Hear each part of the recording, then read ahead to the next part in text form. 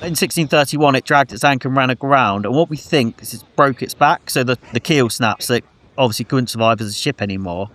So the salvaging company, so Jacob the diver, they're a salvage company in 1630, they would have ripped the wreck apart to get as much cargo and as much goods that they can reuse as possible. And it's probably during that salvage operation that a chunk of the ship fell off, drifted off into Studland Bay, and it was probably then just got swallowed by the dunes as they've been growing up. Now the storms come in, it's revealed, so it's right where the surf line is. So it's probably been buried since 1630 on the beach.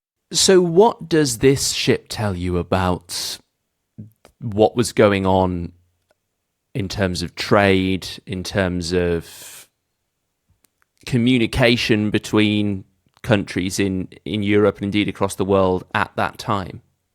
This is sort of the time period about the Restoration. So we're having a few wars with the Dutch, and this is where the British Empire, or what would become the British Empire, and the Dutch Empire are both sort of vying for dominance in the Far East, and in the so the Spanish Empire started declining in these.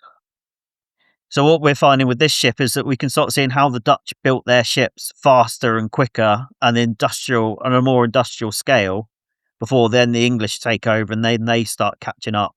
So there's things like windmill powered saws. We can see the saw marks in the timbers where they used to convert the trees into the planks to build the ships. You can start seeing how they constructed these ships in those time and the methods they would to make sure that they could transfer those long distances across the ocean and deal with storms and biological attack.